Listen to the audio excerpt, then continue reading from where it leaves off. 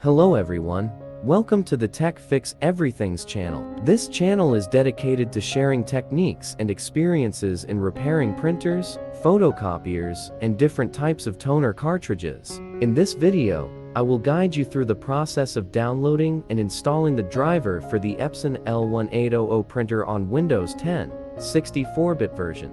First, connect the USB cable between the printer and your computer. Plug the smaller end into the USB port on the printer and the larger end into your computer or laptop.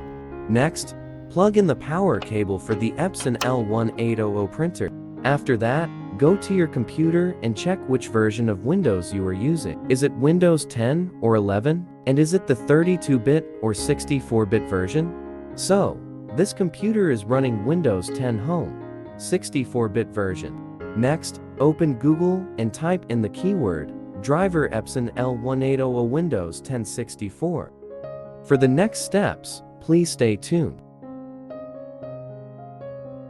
I will attach the download link for the driver in the comments below this video.